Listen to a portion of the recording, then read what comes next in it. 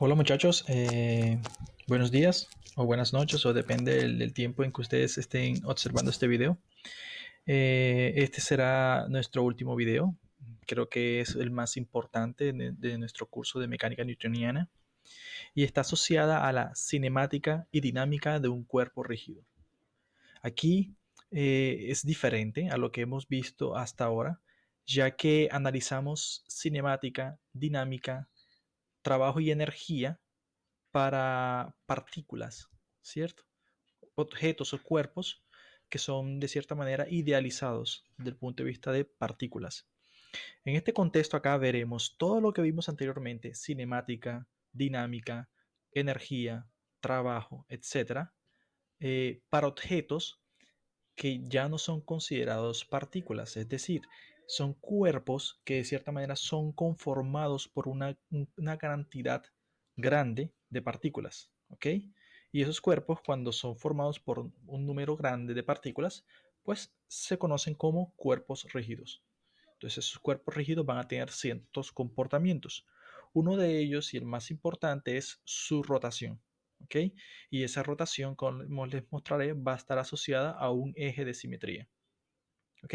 Entonces, para esta charla, que será nuestra última, ¿cierto? Vamos a tratar sobre cinemática rotacional, energía en el movimiento de rotación, el teorema de los ejes paralelos, torque, trabajo y potencia, y terminaremos con el momento angular y el equilibrio. Muy bien, entonces comencemos. Entonces, como le hemos hablado, ya no vamos a considerar partículas, sino objetos sólidos. ¿Ok? Y entonces cada objeto va a tener asociado, como es un cuerpo rígido, va a tener asociado un momento de inercia, que eso lo iré a discutir más adelante. ¿Cierto? Entonces aquí podemos ver varias figuras que están rotando en torno a un eje de simetría. ¿Cierto? Y entonces, dependiendo de la forma de la geometría, ellos van a tener un momento de inercia asociado. Eso más adelante se los voy a explicar con más calma. También desde el punto de vista de las bacterias, se puede presentar este tipo de movimiento. Entonces, por ejemplo, la bacteria Escherichia coli, de aproximadamente 2 micrómetros, se encuentra en el intestino grueso de los seres humanos y de otros animales de sangre caliente. La bacteria nada haciendo girar sus flagelos, es decir, las colas largas que poseen, en forma de tirabuzón, los cuales actúan como las aspas de una hélice. Cada flagelo es impulsionado por un notable motor proteínico en su base.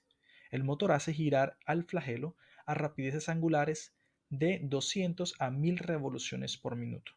¿Ok? Entonces, esos giros, esas rotaciones, van a estar asociadas a una cinemática que se conoce como cinemática rotacional, la cual les hablaré más adelante. ¿Vale? Aquí tenemos por lo menos la llanta de una bicicleta que está rotando en torno a un eje de simetría, ¿cierto? Aquí podemos ver las colas de esas bacterias, cómo están rotando. Y entonces usan esa rotación como si fuese un impulso, para proporcionar un impulso. ¿Ok? Entonces aquí tenemos, vamos a hablar un poco, visualmente como hicimos para cinemática, vamos a hablar de velocidad y aceleración angular. Pero aparte de eso, también necesitamos definir lo que es la posición. ¿Ok? Entonces, por lo menos aquí el ángulo teta básicamente nos va a indicar la posición. ¿Ok? Si el giro va en sentido antihorario, entonces ese cambio de posición será positiva. ¿Ok? Si el sentido, por contrario, de giro va en sentido contrario, entonces la posición será negativa. Entonces hay que tener mucho cuidado. Entonces aquí por lo menos tenemos una imagen donde tendríamos, nos especifican una aguja que está girando en sentido antihorario, ¿cierto? Y entonces en cada giro él va variando su ángulo. Entonces el ángulo teta desde el eje más X especifica la posición rotacional de la aguja. Entonces ya aquí la idea de posición X o posición Y desaparece y nos mentalizamos en variación del ángulo. Entonces un ángulo inicial, un ángulo final. ¿Ok? Y aquí observamos que hay un eje de rotación entre el punto O y el punto P, ¿cierto? Aquí por lo menos podemos, al igual que hicimos para el caso de la cinemática, teníamos una posición final y definíamos un delta X. Aquí también vamos a definir un delta teta, un teta final, un teta inicial, asociado cada uno a un tiempo inicial, a un tiempo final. ¿Ok? Aquí, por ejemplo, podemos definir un radián como siendo la longitud de arco S, ¿cierto? Por el ángulo que se está formando acá, que voy a explicarlo también más adelante. ¿Ok?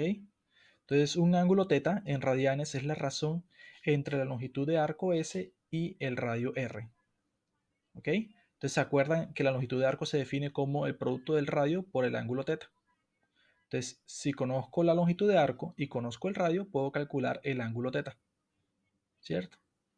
Y ese ángulo teta no va a estar especificado en grados, mucho cuidado. Aquí el ángulo teta va a estar especificado en radianes.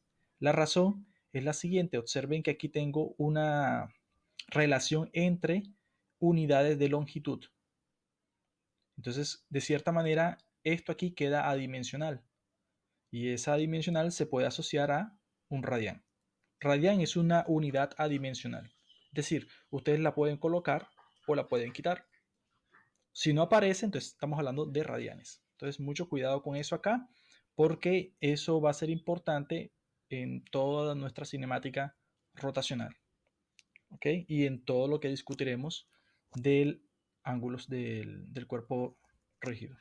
Entonces, como le estaba mostrando, por lo menos, la rotación positiva se da cuando los cambios en los ángulos se dan en sentidos antihorarios. Y si los cambios se dan en sentido horario, como se muestra aquí, ese cambio será negativo. ¿Ok? Entonces aquí por eso se da porque en este caso esa variación delta teta es negativa. Y aquí esa variación de delta teta en sentido antihorario es positiva. Es una convención. ¿Ok? Es como decir, usualmente tomamos izquierda eje positivo, derecha eje positivo, izquierda eje negativo, arriba eje positivo, abajo eje negativo. Es un sistema de referencia, el cual vamos a seguir adoptando. ¿Ok? Aquí por lo menos usaremos, ya les explicaré el uso de la regla de la mano derecha, donde tendríamos, por ejemplo, los dedos, los 4 dedos, acompañan la rotación, por ejemplo, de este engranaje y el pulgar apunta hacia arriba. Y aquí por lo menos cuando los dedos acompañan la rotación en sentido horario, el pulgar apunta hacia abajo. Esas notaciones las vamos a utilizar tanto para la velocidad angular como para la aceleración angular.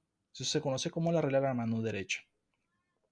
Si quieren entender un poco mejor esta idea que está aquí de la regla de la mano derecha, imagine que usted tiene una Coca-Cola, ¿cierto? De esas de empaque retornable y usted quiere destaparla. Usualmente usted le aplica una fuerza y la rota.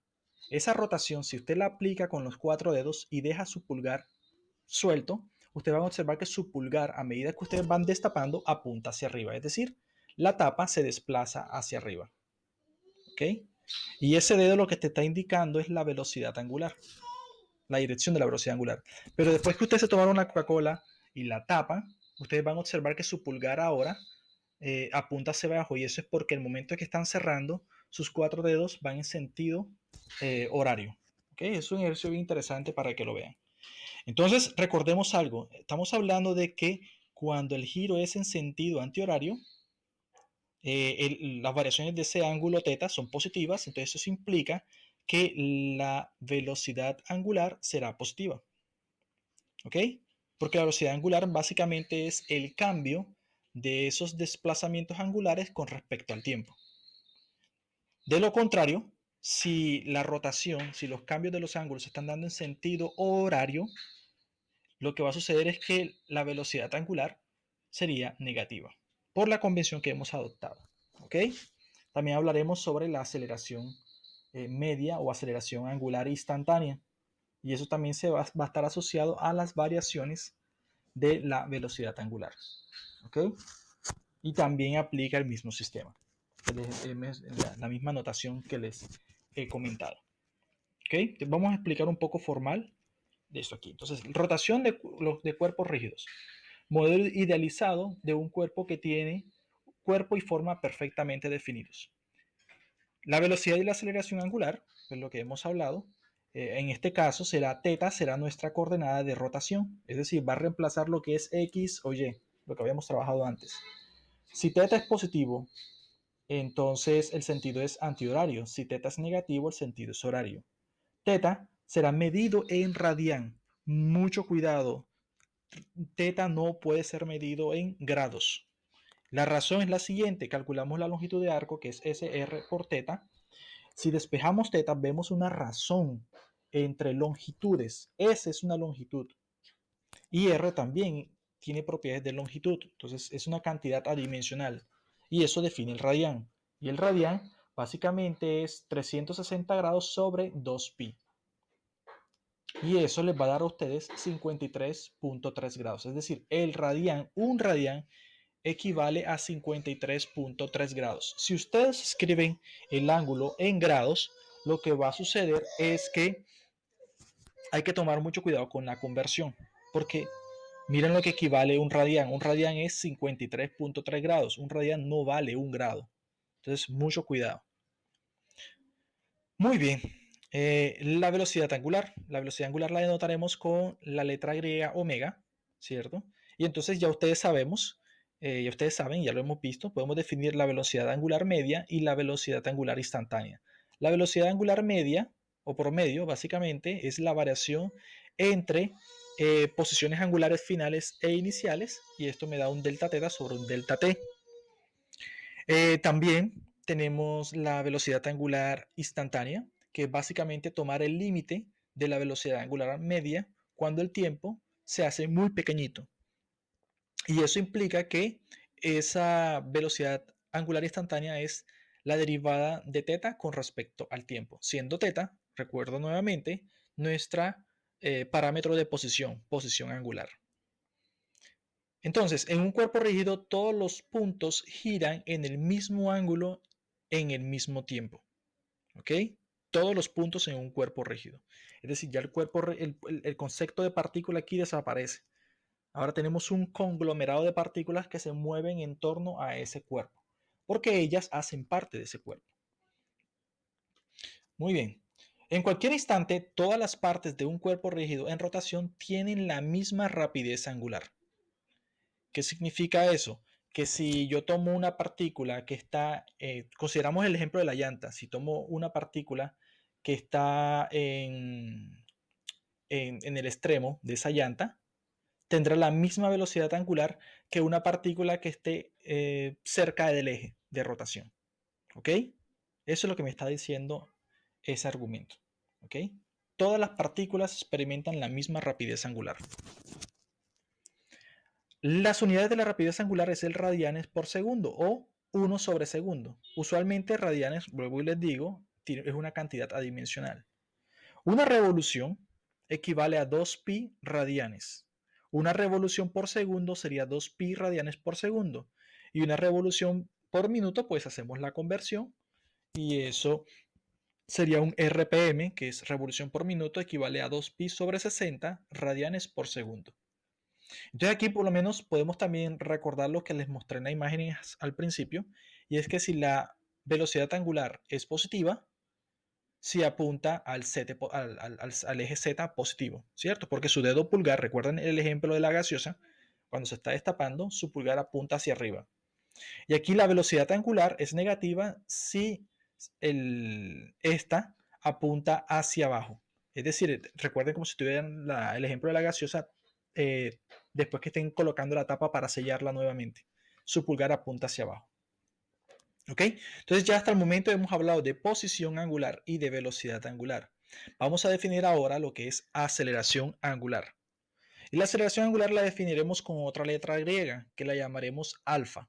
Entonces aquí tendríamos la aceleración angular media, que es básicamente la relación entre la velocidad angular final menos la velocidad angular inicial. Es decir, es un cambio en la velocidad angular en un intervalo de tiempo dado. Pero si ese intervalo pequeño es muy pequeño, podemos definir lo que se conoce como aceleración angular instantánea, que es básicamente la variación o la derivada de la velocidad angular con respecto al tiempo, o la segunda derivada con respecto a la posición θ con respecto al tiempo. ¿Ok? Las unidades de la aceleración angular es radianes por segundo cuadrado. ¿Ok? Entonces, básicamente hemos cambiado manzanas por peras, ¿cierto? También podemos definir un conjunto de ecuaciones asociadas a la cinemática de ese movimiento de cuerpo, a la cinemática del cuerpo rígido, ¿vale? Entonces, volvamos acá. Si alfa, la velocidad angular, es positiva, se da si la aceleración angular y la velocidad angular tienen el mismo signo, ¿ok? De lo contrario, si tienen signos opuestos, va a obtener que a la aceleración angular instantánea será negativa, ¿ok? Entonces, mucho cuidado con eso acá. Ya les voy a mostrar un ejemplo más adelante de cómo podemos analizar esto, ¿ok? Entonces, recordemos, será positiva si la velocidad angular y la aceleración angular tienen el mismo signo. La aceleración angular será negativa si la aceleración angular y la velocidad angular tienen signos opuestos. ¿Ok? La rotación angular con aceleración constante. ¿Ok? Y también vimos eso. Solo que aquí nosotros enseguida eso nos viene a la cabeza la cinemática de la partícula, donde vimos relaciones como las que se están mostrando aquí en verde. ¿Ok? Donde relacionamos posición, velocidad, velocidad y tiempo, aceleración, tiempo, entre otras, ¿cierto? Y esa trabajamos y de hecho ustedes las usaron ahora en nuestros últimos talleres parciales que les he enviado. Por eso dejé esto para el final, para que ustedes a través de los exámenes que hemos realizado vayan refrescando un poco de lo que hemos visto. ¿Ok? Entonces, ¿cuál es la estrategia aquí? Vamos a cambiar x por θ, o sea, posición lineal por posición angular, aceleración lineal por aceleración angular, velocidad lineal por velocidad angular. Y nos queda un conjunto de relaciones exactamente iguales, solo que hemos cambiado los parámetros que vamos a analizar. ¿Ok? Pero la operación es la misma. Aquí este alfa que está aquí es constante. ¿Ok? Entonces la rapidez lineal se puede relacionar con la velocidad angular o con la rapidez angular. ¿Cierto? Entonces la rapidez lineal en la rotación de un cuerpo rígido, recordemos, S es la longitud de arco, va a ser igual a R por θ. Si yo derivo esto con respecto al tiempo de este lado, derivo con respecto al tiempo de este otro lado, asumiendo de que R, nuestro radio, es constante. Entonces aquí podemos observar que la variación, como vimos antes, de la posición angular con respecto al tiempo, me da la rapidez angular y la variación de la longitud de arco con respecto al tiempo me va a dar mi velocidad lineal. Entonces aquí tenemos una relación entre la velocidad lineal y, perdón, la rapidez lineal y la rapidez angular. ¿Por qué expreso rapidez y no velocidad? Porque esto aquí estamos hablando de cantidades que no son vectoriales, sino sus magnitudes. Entonces, la magnitud de la velocidad, recuerden, es la rapidez y la magnitud de la velocidad angular es la rapidez angular. Pregunta de compresión. Aquí vamos a entender y analizar qué sucede con el comportamiento de la aceleración y con el comportamiento de la rapidez angular. Entonces la figura muestra un gráfico de B de Z y de A de Z, es decir, las aceleraciones y las rapideces angulares están apuntando a lo largo del eje Z contra el tiempo. Para un cuerpo rígido en rotación, ¿en qué intervalos de tiempo la rotación se acelera y en qué intervalos de la rotación se frena? Entonces aquí ustedes tienen que analizar, si me hablan de que se acelera, me están indicando que la aceleración es positiva, incrementa. Si me están indicando que desacelera o se está frenando, lo que está sucediendo es que la aceleración se hace negativa. Entonces, si ya tenemos en la cabeza que tenemos que tener en cuenta aceleración negativa, aceleración positiva, podemos indicar lo siguiente. Ustedes pensarán, bueno, el profesor mencionó que la aceleración es positiva siempre y cuando alfa y W tengan el mismo signo. ¿Ok? Entonces ustedes analizando aquí el gráfico pueden darse cuenta en qué partes de los intervalos que me ilustran ambas funciones son positivas. Porque tienen el mismo signo.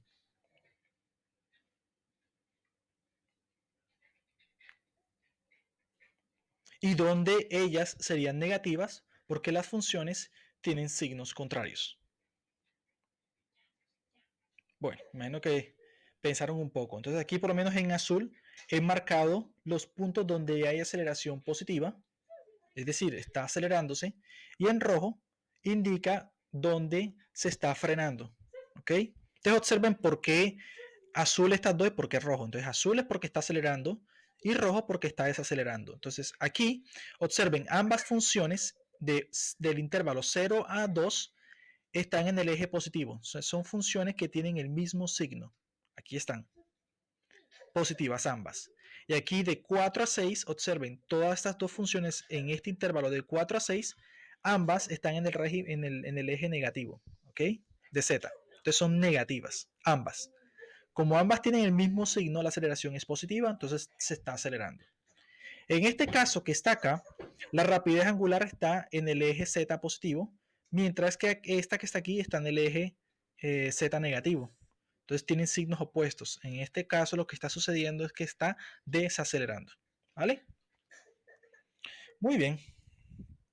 Continuemos. Entonces vamos a encontrar ahora una relación más formal sobre la rapidez lineal y la aceleración en la rotación de un cuerpo rígido.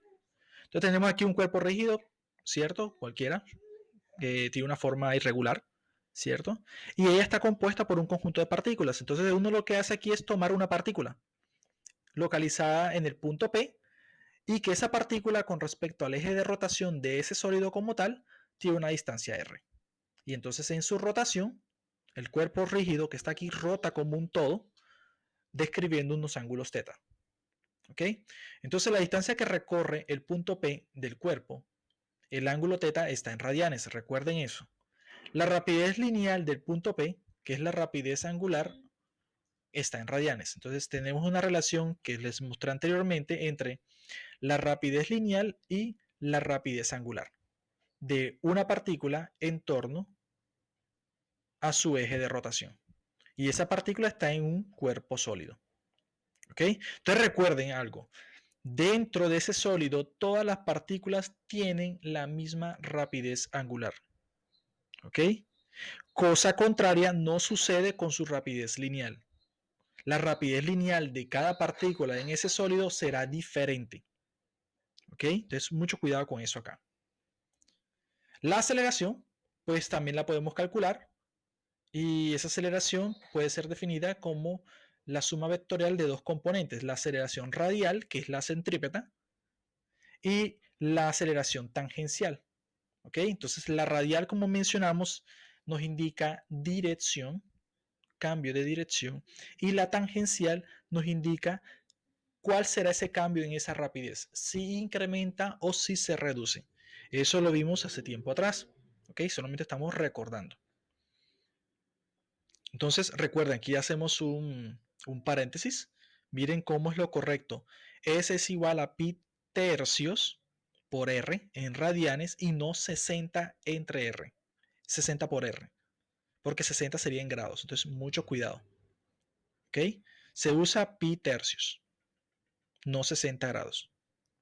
Entonces, mucho cuidado con eso acá. Entonces, vamos a la descripción más formal.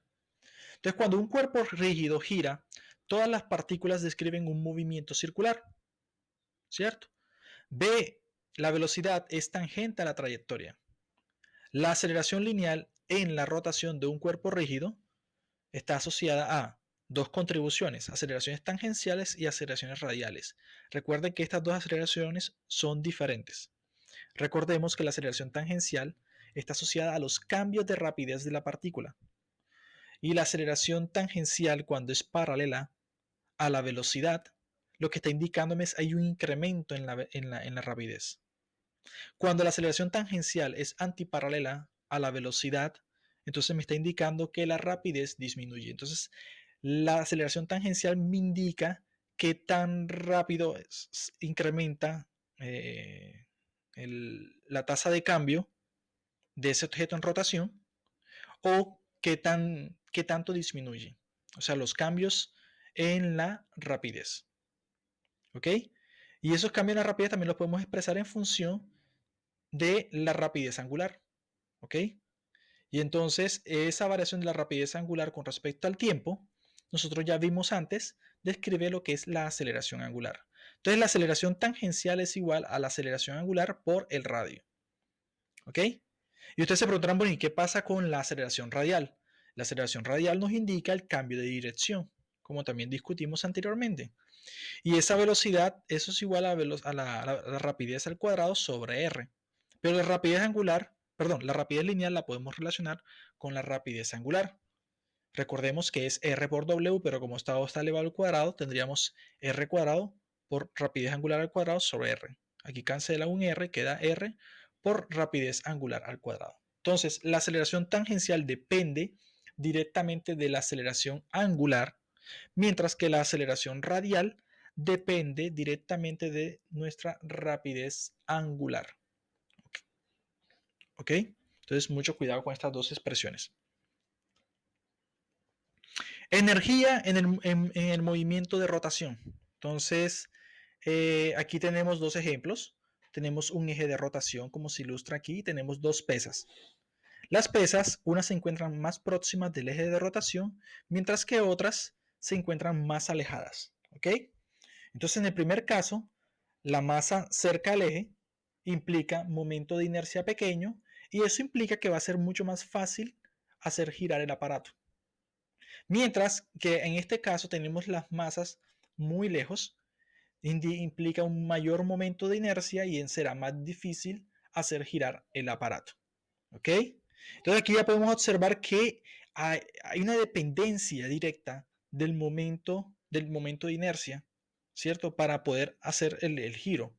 Y esa dependencia va a estar asociada a cómo las masitas o las masas en estos casos están alejadas del eje de rotación. Entonces va a depender de masas y de los radios a esos ejes de rotación. ¿Ok? Entonces vamos a mostrar algunas ilustraciones y explicamos de qué se trata. Energía del movimiento de rotación. Entonces depende de la rapidez angular y del momento de inercia. Eso es lo que iremos a mostrar más adelante. El momento de inercia depende de la masa y la forma en que se distribuye. Entonces, por ejemplo, aquí tenemos un sólido que tiene un eje de rotación. Yo escogí que fuese en este caso. Y entonces recordemos, ese objeto, ese cuerpo, es un conjunto de pequeñas partículas, cada una con una pequeña masa. Entonces, cada partícula se encuentra a una distancia r del eje de rotación, como se ilustra en la imagen. ¿Ok? Y entonces asociemos a m sub i a las masas de todas las partículas que hacen parte de ese cuerpo y r sub i a las posiciones de cada partícula. Entonces ustedes saben que si yo tengo una partícula, tiene una masa, entonces yo puedo calcular su energía cinética y eso lo hicimos. Y la energía cinética de una masa sería la masa 1 por la velocidad 1 al cuadrado, pero aquí tenemos un conjunto muy grande de masas. Entonces tendría que hacer lo mismo para cada una de esas masitas.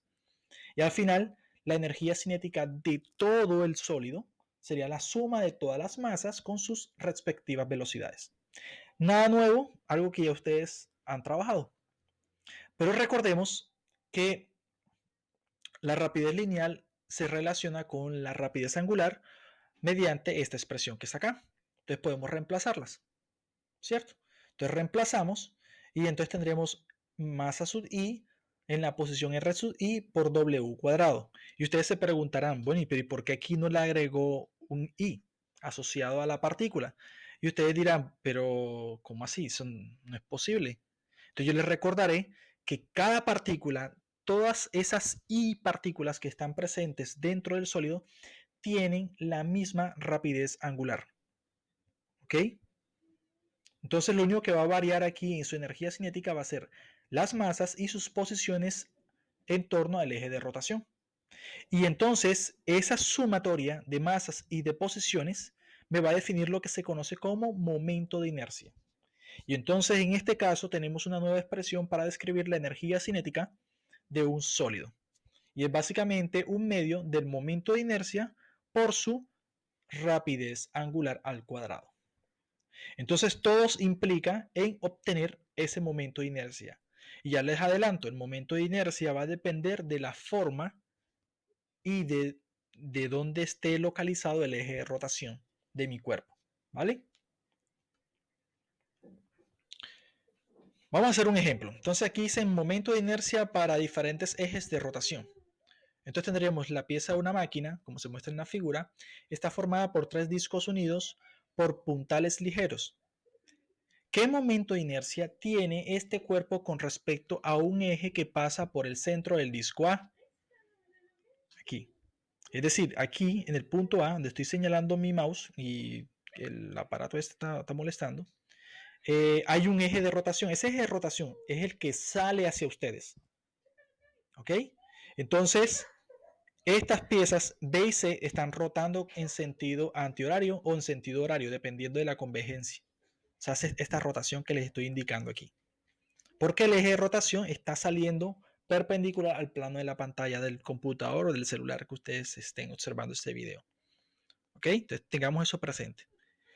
¿Qué momento de inercia tiene con respecto a un eje que pasa por el centro de los discos BC? Entonces el eje de rotación sería este que está aquí, que está indicado. ¿Ok? Y entonces estos dos ejes quedan fijos. Y entonces ahora quien hace la rotación es el disco A. Entonces sería como si ustedes miráramos, nos concentráramos nuevamente en el ejemplo de la botella de gaseosa y la tapa. Entonces cuando ustedes están destapando la tapa, entonces la que está efectuando el giro sería el disco A, mientras que el eje BC, estos dos discos quedan fijos porque están sobre el eje de rotación. ¿Vale? Y si el cuerpo gira alrededor del eje que pasa por A con rapidez angular a 4 radianes por segundo, ¿qué energía cinética tiene? Entonces vamos por primero, vamos a calcular primero los momentos de inercia a un eje que pasa por a un eje de rotación que pasa por B y C, y finalmente calculamos la energía cinética usando, por ejemplo, el momento de inercia calculado en A. Pues bien, recordemos que el momento de inercia se define como la sumatoria de las masas de las partículas y de la posición que éstas tienen con respecto a su eje de rotación. Entonces aquí tendríamos el momento de inercia de A a B, que sería este de aquí, y el momento de inercia de A a C. Observen algo interesante. Aquí el disco B se puede considerar como una partícula que tiene una masa de 0.10 kilogramos, para hacer la analogía. ¿Ok? Entonces tiene una masa concentrada de 0.10 kilogramos y está separada a su eje de rotación a 0.50 metros. Esto sería mi R. Mientras que el disco C está separado a una distancia R de 0.4 metros y su masa es de 0.20. Entonces recordemos, simplemente el momento de inercia es la masa por la distancia R al cuadrado para cada situación. Reemplazamos los valores y obtenemos el momento de inercia en el disco A. Podemos hacer lo mismo para el momento de inercia del disco B, del momento de inercia que pasa, perdón, el momento de inercia BC, que es el eje de rotación que pasa por estos discos. En ese caso aquí, solamente me interesa calcular la distancia del eje de rotación. Esta distancia que está aquí no se usa. ¿Por qué? Porque no es un eje de rotación. No es la distancia al eje de rotación R que nos están pidiendo. ¿Ok? Entonces hay que tener mucho cuidado con eso acá. Entonces para eso vamos a calcular como si todo esto fuera la suma total de mi sistema. ¿Cierto? Perdón. Vamos a usar la masa de este disco que está aquí, que es de 0.30 kilogramos, y esta masita está rotando en torno a un eje de rotación. Y esa rotación en torno al eje de rotación tendría una posición o una distancia R a ese eje de 0.4 metros. ¿Ok? Entonces aquí le reemplazamos en nuestra fórmula y tendríamos el momento de inercia de BC. Y ustedes se preguntarán, bueno, ¿y por qué esta no sería? ¿Ok? Esta no sería porque mi eje de rotación, si esta fuese, mi eje de rotación debería estar así. ¿Ok? Lo cual no es nuestro caso. ¿Ok? Entonces R es la posición perpendicular a nuestro eje de rotación. Entonces por eso este será nuestro R y no este. Vuelvo y repito, sería este siempre y cuando mi eje de rotación fuera así. ¿Ok? Ahora, me piden calcular la energía cinética de ese disco A. Para calcular la energía cinética, recordemos, sería información del momento de inercia en A y su rapidez angular. Entonces aquí tendríamos, ya tenemos el momento de inercia del punto A, aquí está. Y para obtener la rapidez angular, pues podemos utilizar la... aquí no es V, aquí es W, ¿vale? Ahí fue un problema de edición del texto. Entonces V aquí es W, ¿ok? Lo sé porque está en radianes por segundo. Entonces sería simplemente reemplazar 4 radianes por segundo al cuadrado y colocar en la calculadora, y eso me da que la energía cinética es de 4.56 joules. ¿Ok? Entonces, ese es un ejemplo donde ponemos en práctica el momento de inercia. Claro está, hay objetos que tienen momentos de inercia mucho más específicos. Por ejemplo, aquí tenemos una tabla de los más usados. Tenemos una esfera sólida, su momento de inercia es 2/5 de su masa por r al cuadrado. Aquí tenemos una esfera hueca de pared delgada. Esto es como si ustedes consideraran consideren por ejemplo un huevo, pero está vacío, entonces simplemente sería el cascarón. ¿Ok? Aquí tenemos sólidos, un cilindro sólido, un cilindro hueco de pared delgada y un cilindro con una pared considerable. Entonces aquí tendríamos tres momentos de inercia totalmente diferentes. Lo mismo pasa para las varillas, una cuando su eje de rotación está en el centro y la otra cuando su eje de rotación está en un extremo. Entonces hay que tener mucho cuidado con eso acá, ¿vale? También podemos asociar lo mismo para el momento de inercia para una tabla, ¿cierto? Cuando pasa por el centro o cuando pasa por un costado. Esto aquí por lo menos lo usaremos de acuerdo a la situación que se nos presente. Yo les haré algunos ejemplos. Aquí tendríamos momentos de inercia un poco más sofisticados. Por ejemplo, aquí una tetera donde se hace café o se calienta agua. Su momento de inercia puede ser diferente. ¿Ok?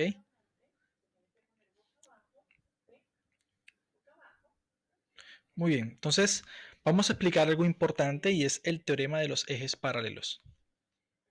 Un cuerpo puede tener infinitos ejes de rotación, los que ustedes quieran, ¿cierto?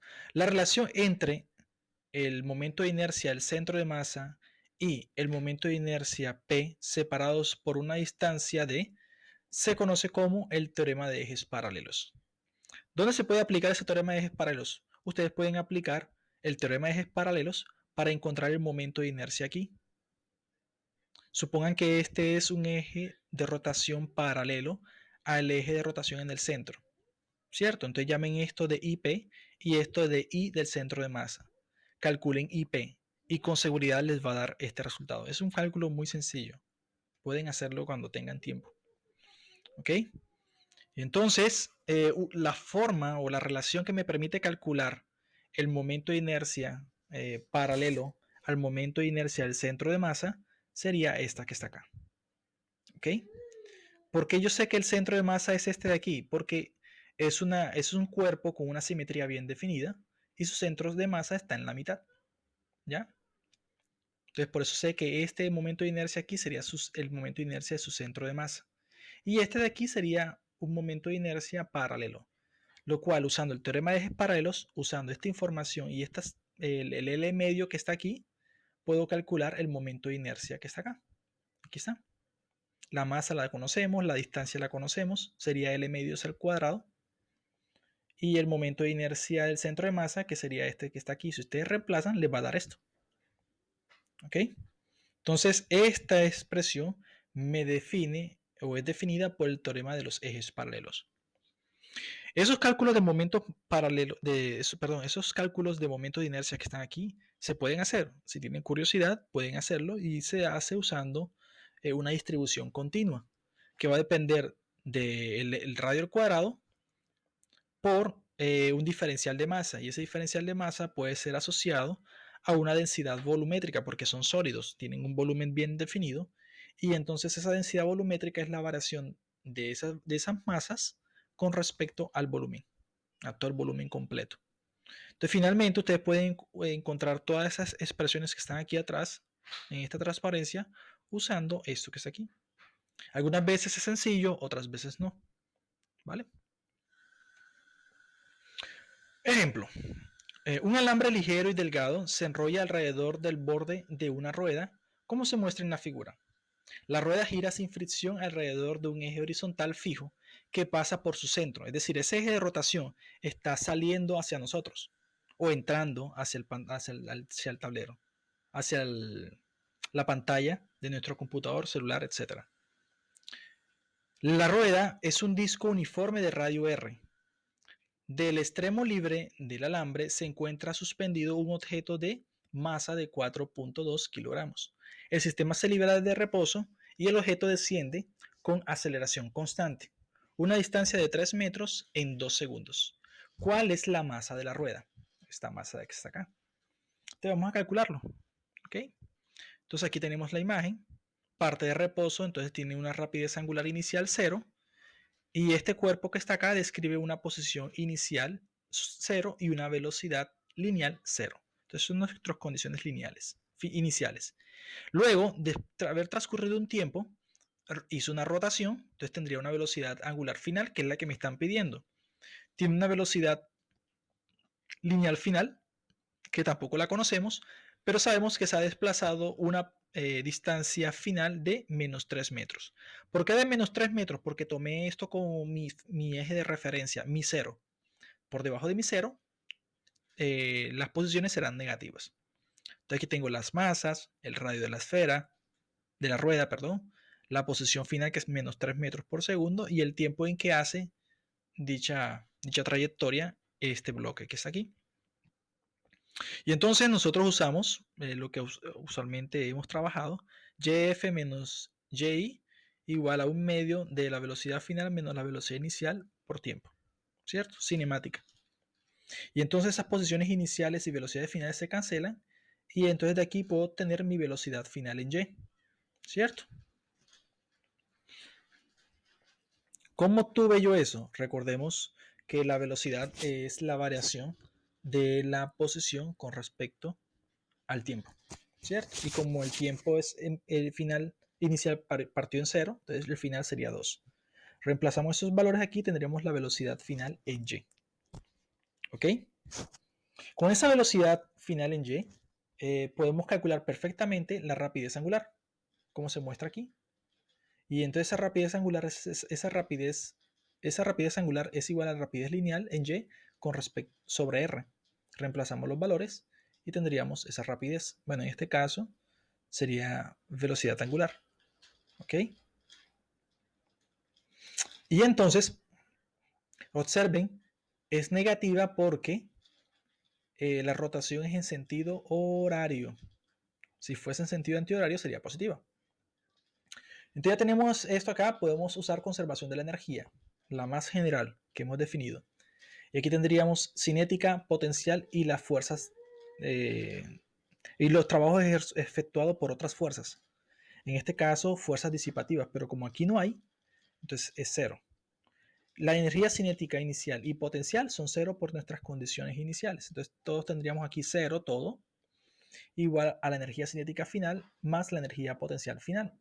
Entonces sumamos todas las energías cinéticas, la energía cinética del bloque, que ya la hemos estudiado, la energía cinética que estamos estudiando en esta sección acá, que es la del sólido, del disco, más la energía potencial, que va a depender de la gravedad. Aquí está.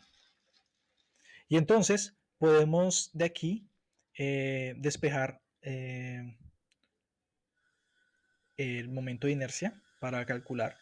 Entonces, el momento de inercia que está aquí va a ser igual a un medio de la masa por B por la velocidad al cuadrado menos mg sobre y. Despejamos, pasamos el 2 a multiplicar y w cuadrado a dividir. Esto es para encontrar el momento de inercia de la rueda.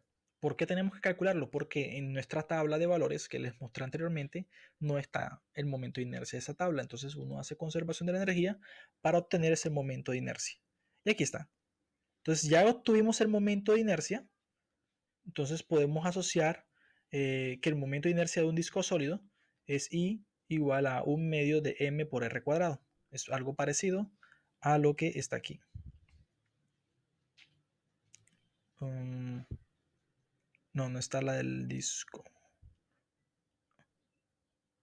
Ok. que sería esta de aquí, la del cilindro.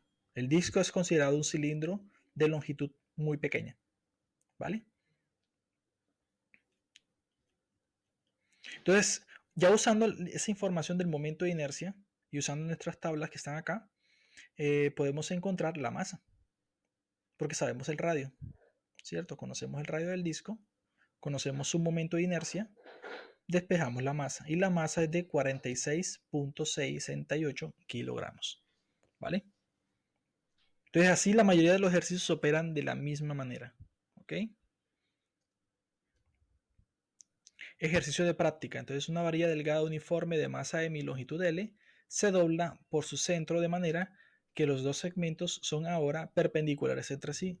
Determina el momento de inercia alrededor de un eje perpendicular a su plano y que pasa por el punto donde se cruzan los dos segmentos y B por el punto medio de la recta que conecta los dos extremos. ¿Ok? Eso aquí se hace usando el teorema de los ejes paralelos. Es un ejercicio que aparece propuesto ya en los libros del libro del Sears, ¿ok? Si lo quieren consultar. Este también es otro ejercicio que aparece propuesto allá. Se hace con conservación de la energía, para que pongan en práctica. Bueno, ya dejando de lado la cinemática, vamos a hablar sobre la dinámica del movimiento de rotación. Para entender un poco la dinámica del movimiento de rotación, vamos a definir algo que se conoce como el torque. Y el torque, básicamente, más adelante les mostraré que está asociado a la variación del momento angular con respecto al tiempo. Pero como no hemos discutido aún el momento angular, por eso no lo voy a definir de esa manera. Entonces, el torque es el producto del vector R con respecto a la fuerza aplicada. Es decir, si yo tengo un objeto que está sobre un eje de rotación y le aplico una fuerza, ese objeto va a experimentar una rotación. ¿Ok? Y esa rotación es debida a esa fuerza externa. Entonces, por ejemplo, aquí tenemos una llave, ¿cierto? Usualmente podemos asociar una llave de expansión, ¿ok? Y entonces hay tres tipos de fuerzas, F de A, F de B, F de C, ¿cierto? Todas esas fuerzas, excepto la FC, son perpendiculares al eje, a una línea imaginaria que pasa con respecto al eje de rotación, ¿cierto? Esa línea es perpendicular al eje de rotación del tornillo. Y esas fuerzas son perpendiculares, F de A y F de B. Entonces, esas fuerzas que están allí van a efectuar torque, pero la fuerza FC no tiene efecto, no va a hacer ningún giro, entonces por lo tanto no habrá torque.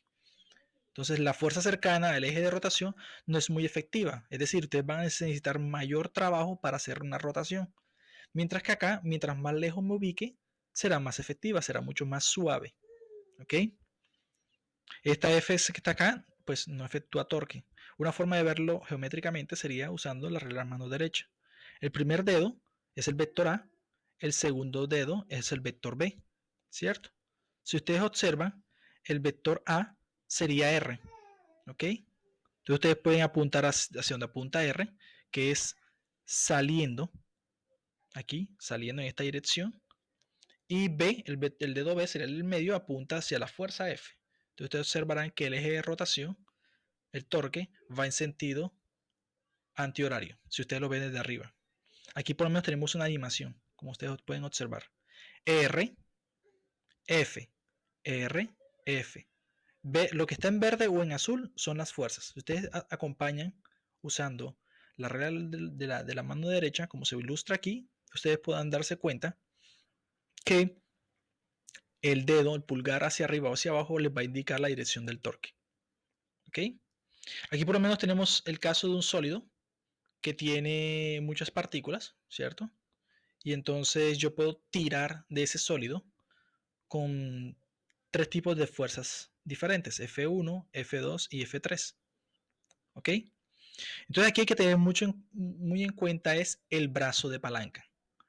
Entender el concepto del brazo de palanca será de mucha ayuda para poder calcular el torque. El brazo de palanca es siempre perpendicular a la fuerza aplicada.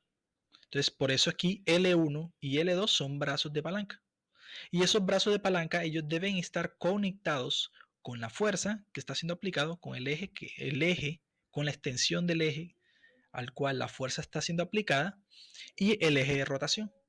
Entonces, el brazo de palanca siempre será perpendicular a la fuerza, aquí y aquí. Entonces, eso define un brazo de palanca. Aquí, F3 no define ningún brazo de palanca. ¿Ok? Entonces, por lo tanto, aquí no habrá fuerza. La fuerza, perdón, aquí no habrá torque. El torque lo está efectuando F1 y F2. ¿Cómo se muestra aquí? Aquí sería nuestro brazo de palanca. ¿Sí?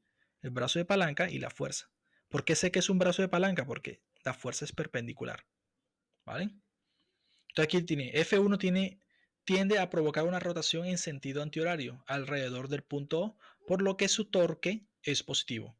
¿Por qué? Porque hemos mencionado que la rotación en sentido antihorario es positiva. Si es sentido horario, pues será negativo, que es el caso de la fuerza F2. ¿Ok? Entonces la fuerza F2 tiende a producir una rotación en sentido horario en torno al punto O, por lo que su torque es negativo. Y en este caso aquí, la fuerza F3 que pasa por el punto O, de modo que el brazo de palanca y por lo tanto el torque son ceros. ¿Ok? Pero ya les voy a explicar más formalmente de qué se trata esto acá. Dinámica del movimiento de rotación. Entonces, las fuerzas que provocan una torsión o giro. ¿Ok? El torque se define a partir de un punto de referencia y se define como el producto del R cruz la fuerza, donde la magnitud de ese torque que está acá es RF seno de teta. Entonces, ese R seno de teta define lo que se conoce como brazo de palanca. ¿Vale? Entonces, las unidades, observen, miren que si el brazo de palanca y F si el brazo de palanca y F son perpendiculares, entonces el ángulo aquí es 90. ¿Vale? Si F está sobre la misma línea de acción, ¿cierto? No es perpendicular al brazo de palanca, pues esto aquí sería 0, por eso es que el torque es 0. ¿Sí ven? Muy bien. Las unidades del torque es el newtons por metro. Aquí podemos definir por lo menos algo que es muy importante y que en su carrera lo van a necesitar, es la dirección de los vectores. Tenemos un eje de coordenadas X, Y y Z y definen los vectores unitarios. Y entonces los productos vectoriales entre esos vectores unitarios está dado como se muestra aquí. Estos tres casos que están aquí se conocen como permutaciones pares. Es decir, ese I pasó a la posición, al lugar de K, pasando dos veces, aquí y aquí, ¿cierto? Y llegó a la posición de I. Y por lo tanto J cambió de posición y adquiere esta posición que está aquí y K esta posición que fue la de J. Pero entonces aquí lo interesante es que I se ha desplazado 1, 2 espacios. Cada cambio de espacio es menos 1. Pero como lo hizo dos veces, sería menos 1 a la 2, que eso da más 1. Entonces se conoce como permutaciones pares. ¿Vale? Pero, ¿qué pasa si entonces I cambia de lugar con J? Como cambió de lugar con J, pues solamente hizo un solo movimiento, eso da menos 1. Por eso es negativo aquí. Entonces se conoce como permutaciones impares. Esa es una forma de hacerlo, de calcular el torque, usando cálculo vectorial. La otra es utilizando nuestras manos, la regla de la mano derecha, y podemos indicar por lo menos el torque saliendo y el torque entrando. Saliendo porque como un punto es como si ustedes vieran una punta de una flecha, y entrando con una X es como si ustedes vieran la flecha desde la espalda y ven las plumas. ¿Ok? Entonces son varias maneras. Entonces usted puede usar cálculos, podemos utilizar el brazo de palanca, que me parece lo más cómodo, ¿cierto? Entonces no hay ningún problema. Entonces aquí por lo menos tenemos una imagen ilustrativa, ¿cierto? Por ejemplo, aquí ustedes pueden observar que la fuerza es un punto, ¿verdad? Y esa fuerza lo que está haciendo es apuntando hacia ustedes. Entonces ustedes pueden coger su mano derecha, coger el primer dedo, apuntar en la dirección de R. El dedo del medio lo apuntan hacia ustedes porque la fuerza va hacia ustedes y ustedes observan que su dedo pulgar apunta hacia arriba. Pueden hacer lo mismo para el caso de acá abajo y observarán que el pulgar apuntará hacia abajo. ¿Vale? Aquí hay tres maneras de calcular el torque, ¿cierto? Entonces, una de ellas es la siguiente. Bueno, miren, aquí tendríamos la palanca, ¿cierto? Y aquí se le está aplicando una fuerza, ¿cierto? Una fuerza que es tangente, ¿cierto? Pero esa fuerza tangente tiene dos componentes. Esa fuerza tangente es una componente de una fuerza resultante, que es esta que está aquí. Entonces tenemos la tangente y la fuerza radial, ¿cierto? Observemos que la fuerza radial que está aquí no va a efectuar trabajo. ¿Por qué? Porque es colineal, ¿vale? Pero estas dos fuerzas que están aquí sí efectúan trabajo. Esta que está aquí es una fuerza que es perpendicular a esta posición R que está acá. Como es perpendicular, entonces simplemente multiplico R por la componente de esta fuerza. Pero la componente de esta fuerza es seno de phi, que es la proyección de esta fuerza. ¿Cierto? Eso es una forma. La otra forma es, tenemos la resultante, que es una fuerza F, y entonces lo que hago es que proyecto hasta el brazo de palanca. Recordemos que el brazo de palanca siempre es perpendicular a la fuerza, ¿cierto? Entonces aquí proyectamos. Entonces, es decir, ese R que está aquí fue proyectado a un L. Y ese L no es más que la proyección de R en este eje que está aquí, que es R seno de phi. ¿Por qué sé que es un brazo de palanca? Porque cuando yo proyecto este punto acá, pues observo que la fuerza resultante es perpendicular. Entonces, F por R seno de teta, seno de phi, me da el torque. Aquí también podemos verlo de esta forma, miren. Tenemos el producto de esa fuerza perpendicular a esta posición R que está aquí, ¿cierto? Entonces también define un brazo de palanca. O también lo pueden hacer de forma vectorial y también les va a dar. Son las tres formas que hay. Calculamos la componente de la fuerza o usamos el brazo de palanca y proyectamos la fuerza resultante hacia ese brazo de palanca. O usamos la forma vectorial. Esa fuerza radial que está aquí no efectúa torque. ¿Ok? Entonces, mucho cuidado con eso ahí. Torque y aceleración angular de un cuerpo rígido. Entonces, tenemos un sólido, ¿cierto? Que está rotando bajo un eje de rotación Z. Y entonces, si yo observo una partícula de masa m, esa partícula de masa m va a experimentar una fuerza F1Z, que es paralela a Z, una fuerza tangente y una fuerza radial, ¿cierto? Entonces, la componente de la fuerza a lo largo del eje de rotación, solo la componente de la fuerza tangencial produce una componente de torque a lo largo del eje Z. Esta que está aquí no produce torque y esta tampoco produce torque. Solamente esta que está aquí produce un torque, ¿vale? Aquí por lo menos podemos ver ese sólido de una forma mucho más clara. Aquí tenemos un par de acción y reacción en las cuales los torques se eliminan. ¿Ok? Entonces ustedes pueden analizar que la fuerza de 2 sobre 1 va en esta dirección y la fuerza de 1 sobre 2 va en esta forma. ¿Cierto? Ambas fuerzas son perpendiculares al brazo de palanca.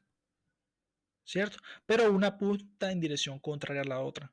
Entonces lo que vamos a obtener es un torque positivo y un torque negativo. Y la suma de todos esos torques se hace cero.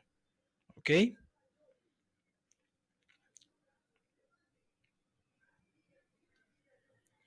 Entonces, torque y aceleración angular de un cuerpo rígido.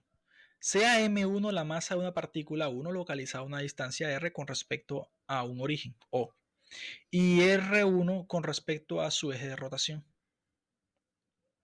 La fuerza F1 tangente realiza un torque, como les mencioné anteriormente. Entonces sería R1 por F tangente seno de 90, porque es perpendicular a R. ¿Sí ven? Perpendicular a R. Aquí está. Aquí está, perpendicular a R. Entonces, esa fuerza tangente, usando segunda ley de Newton, es masa por aceleración tangente. ¿Cierto? Y entonces, esa aceleración tangente es R1 por alfa, la aceleración angular. ¿Cierto? Como ya les había mencionado anteriormente. Y tenemos organizado término masa 1 por R1 al cuadrado por alfa. Recordemos que masa por R al cuadrado es momento de inercia. Entonces tendremos el momento de inercia de una partícula que se mueve con una aceleración angular. Entonces podemos hacer lo mismo para todas las partículas, ¿cierto? Entonces el torque neto sería el torque de todas las partículas. Si el sólido está compuesto por iésimas partículas, pues básicamente sería la suma del momento de cada partícula por la aceleración angular. Recordemos, la aceleración angular de todas las partículas dentro de ese sólido es la misma. Por eso en ninguna parte le coloqué un índice. ¿Ok? Rotación de un cuerpo rígido sobre un eje móvil. Entonces muchos han observado que cuando yo tengo un objeto y lo tiro, es lo que hace arriba, por ejemplo, una barra, observan que la barra lo que hace es una rotación, pero esa rotación la hace en torno a su centro de masa, ¿cierto? Entonces básicamente la rotación puede ser en sentido antihorario o en sentido antihorario. Y esa rotación se está haciendo en torno a su centro de masa. ¿Ok? ¿Qué es el centro de masa? Es el punto en el cual se concentra toda la masa de un cuerpo. Por ejemplo, si yo tengo un libro, ¿cierto? Tiene unas simetrías bien definidas, y yo encuentro el punto del centro de masa de ese cuerpo, yo puedo levantarlo con un dedo sin que éste se caiga para un lado o para el otro. ¿Por qué? Porque estoy aplicando una fuerza sobre su centro de masa. Usualmente algunas personas dicen que nuestro centro de masa está muy próximo al ombligo, ¿ok? Es decir, si alguien pudiera levantarnos por el ombligo, solamente haciendo una presión en ese punto o cerca del ombligo puede levantar todo nuestro cuerpo, ¿ok? Aquí por lo menos tenemos la velocidad de una partícula de un cuerpo rígido en rotación y traslación, y esa velocidad del centro de masa más la velocidad de la partícula respecto al centro de masa me va a describir algo, una expresión bastante importante, y es el movimiento de rotación completa de un cuerpo rígido, ¿vale? Se los voy a mostrar a continuación. La rotación de un cuerpo rígido sobre un eje móvil. Entonces, es la combinación de los movimientos de rotación y traslación. ¿Ok? Eso básicamente está asociado a porque una rueda, cuando entra en contacto con el asfalto, ella consigue rotar. Entonces, está rotando y a su vez se está trasladando. ¿Ok?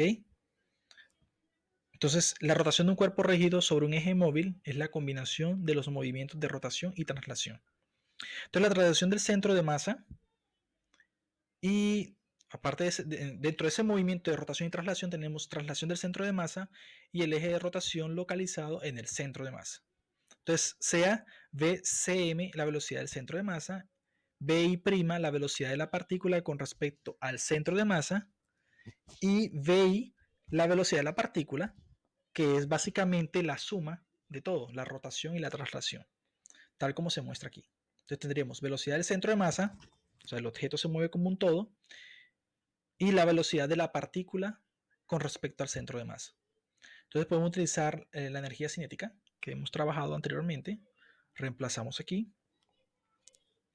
Esa velocidad al cuadrado es un producto escalar entre dos vectores de velocidad. Reemplazamos, hacemos el producto punto y observamos que este término que está aquí se hace cero. La razón es porque la velocidad de la partícula es perpendicular a la velocidad del centro de masa. ¿Ok? Aquí podemos verla.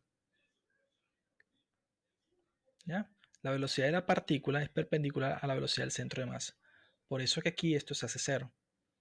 Y entonces podemos organizar términos, multiplicar aquí, sumar todas las energías.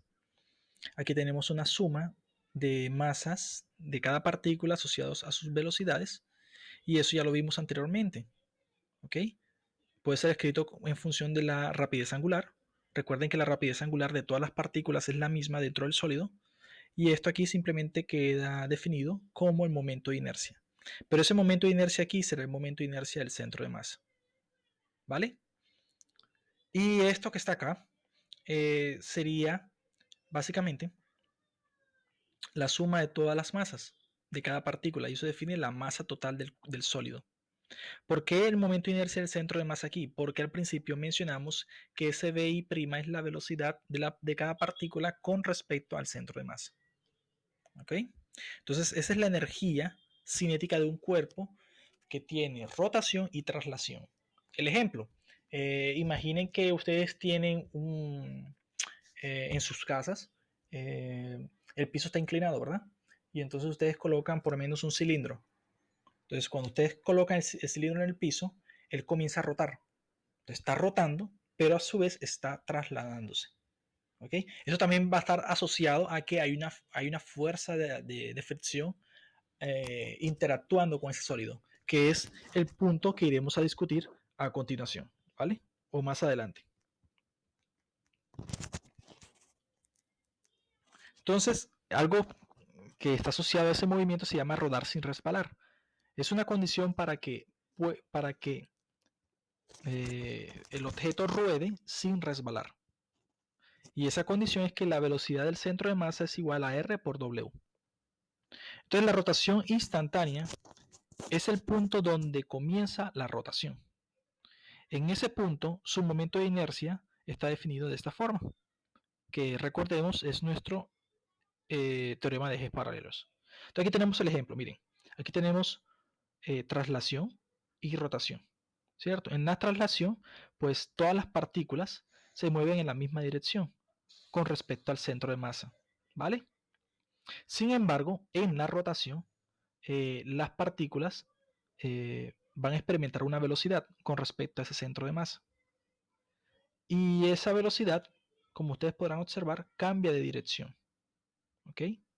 Porque hay una aceleración radial asociada, ¿ok? Por eso cambia de dirección.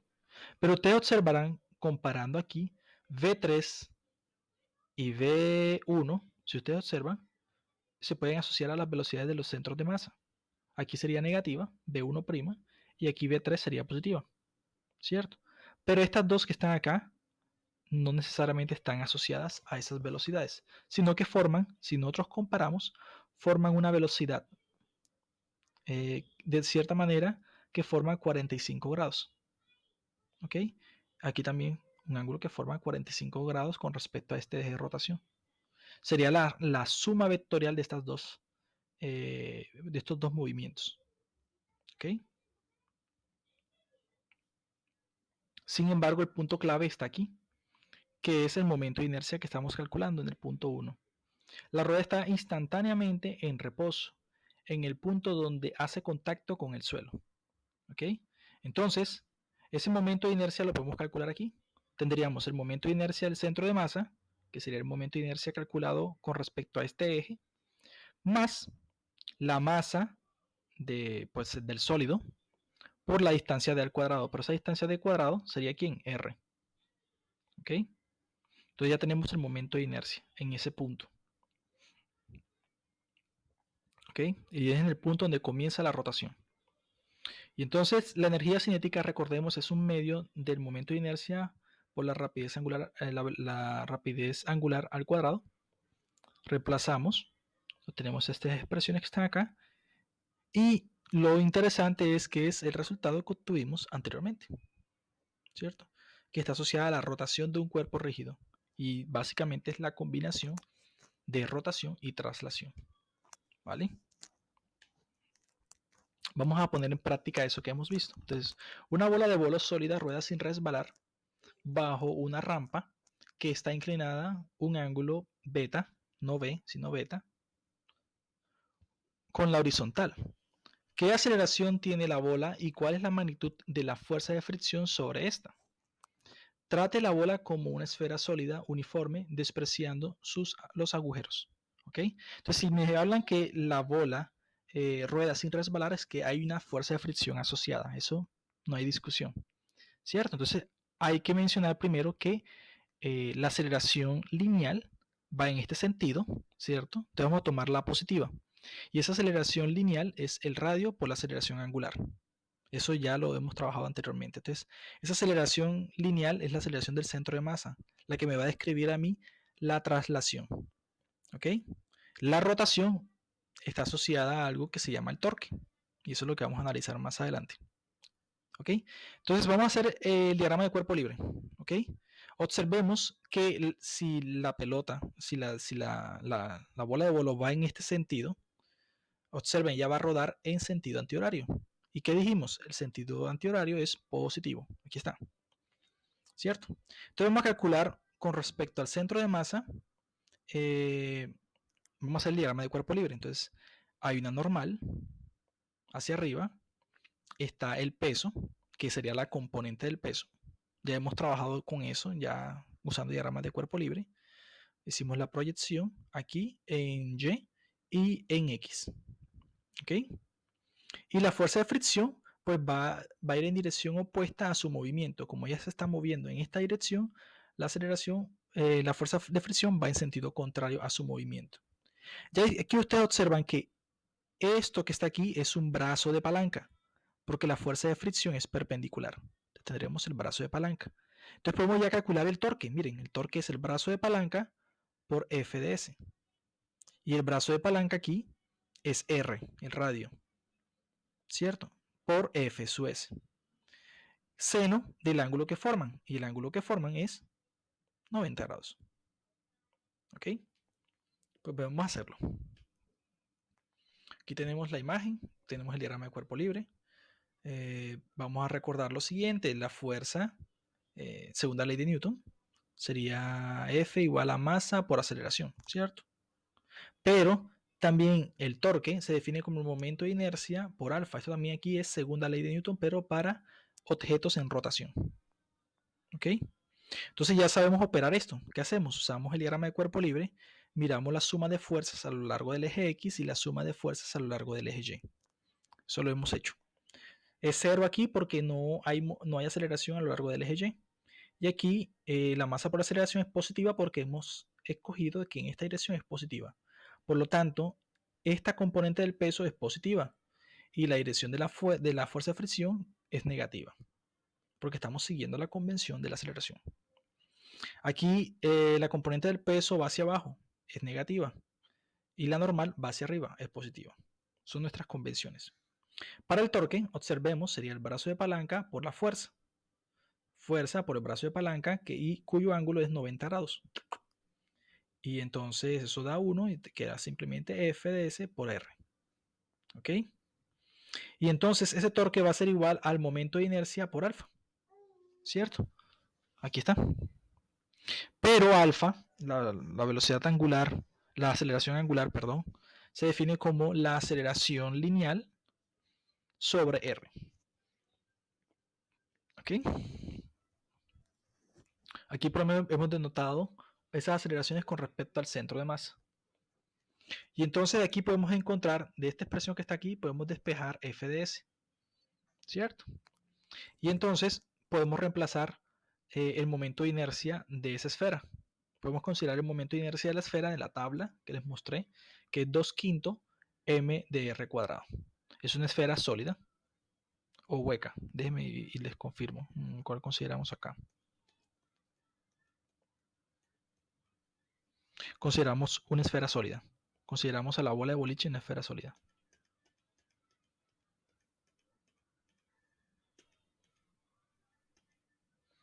¿Ok?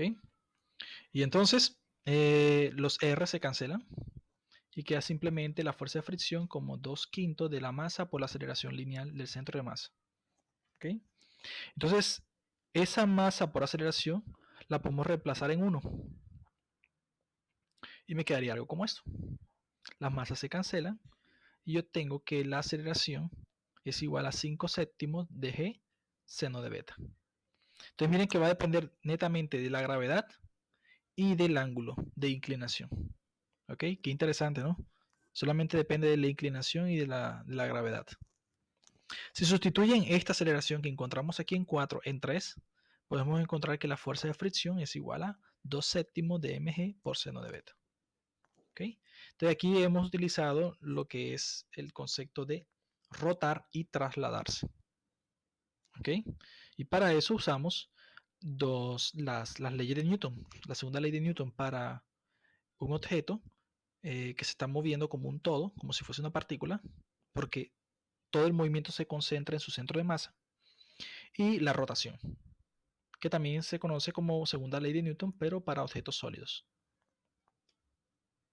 Trabajo y potencia en movimientos de rotación. Entonces yo le aplico una fuerza a esta rueda, una fuerza tangencial, lo que va a suceder es que esto va a rotar, ¿cierto?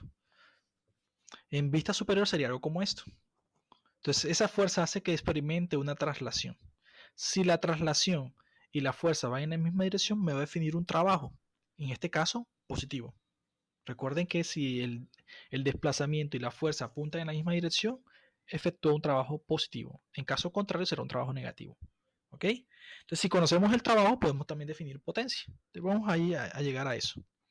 Traslación y rotación combinada. Entonces, la fuerza aplicada sobre el centro de masa de un sólido, pues vimos, es esta que está aquí. Y el torque en torno al centro de masa es esto aquí, que lo aplicamos en el ejemplo anterior. El eje de rotación pasa por el centro de masa y el eje no debe cambiar de dirección. Debe ser un eje fijo. ¿Ok? Entonces, ya teniendo en cuenta esto, que fue lo que vimos en el ejemplo y aplicamos, vamos a hablar sobre trabajo y potencia en el movimiento de rotación. Entonces recordemos que un trabajo infinito, un pequeño trabajo se define como la fuerza por un ds, ¿cierto?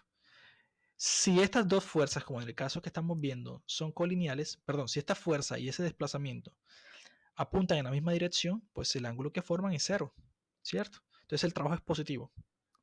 Pero esa fuerza tangencial multiplicada por ese ds puede definirse como ese ds es nuestra longitud de arco y ese ds es igual a r por d teta.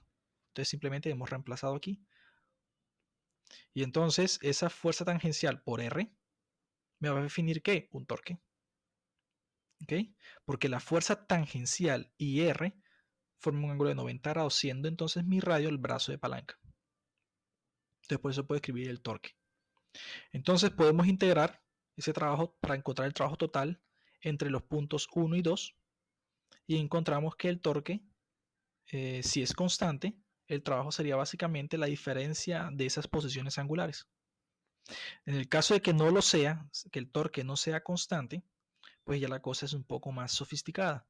Entonces aquí podemos definir el torque como siendo el producto del momento de inercia por la velocidad angular, ¿cierto? Y esa velocidad angular no es más que el cambio de la rapidez angular con respecto al tiempo. Pero aquí, ¿qué hacemos?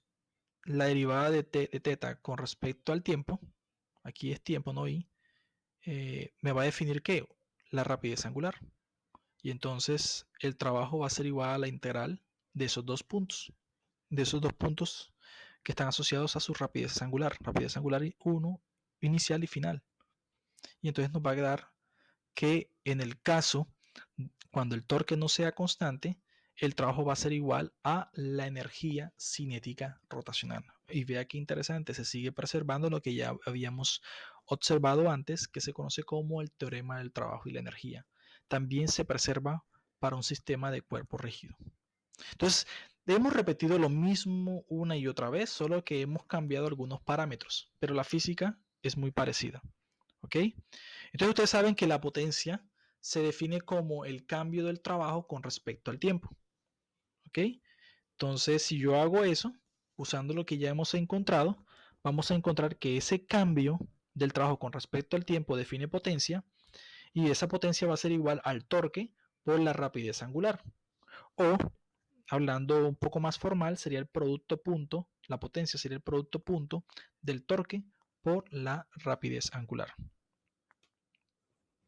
Esto es un ejercicio de práctica. La idea aquí es que ustedes identifiquen por lo menos el torque. Por ejemplo, les puedo dar una idea. Aquí la fuerza F2, ¿verdad? Tracemos una línea aquí, al origen O. ¿Hacia dónde estaría formada la fuerza? De tal forma de que sea perpendicular a ese eje que está aquí. ¿Cierto? Ustedes pensarían, no, debería ser así. Sería esta fuerza. Entonces lo que tienen que hacer aquí es simplemente calcular esa componente de esa fuerza. Si ustedes calculan esta fuerza, la multiplican por la distancia que hay aquí y tienen el torque. ¿Sí? Esa es una forma. Existen otras formas de hacer ese cálculo. Pero yo haría así, yo trazaría una línea aquí, calculo esta longitud que está aquí y calculo la fuerza perpendicular a esa línea. ¿Ok? ¿Cómo calculo? Pues existen varios métodos. ¿Ok? Y ese ángulo que está aquí yo lo puedo calcular. ¿Vale? Yo sé que este aquí es 90, puedo calcular este ángulo que hace falta aquí. ¿Ok? Pero bueno, eso les queda ahí de tarea para que practiquen. Esa es una manera, lo que les acabo de explicar. Otra forma es usando la regla de la mano derecha. Proyectan esta fuerza aquí, esa fuerza va hacia abajo, aquí tienen L y usan la regla de la mano derecha y usan la fórmula. Es muy sencillo, no es nada del otro mundo. Este de aquí también se usa conservación de la energía, ¿cierto? Y el momento de inercia de los cilindros huecos que les mostré anteriormente. ¿Okay? También no es complicado, es sencillo, son ejercicios que aparecen propuestos en el libro.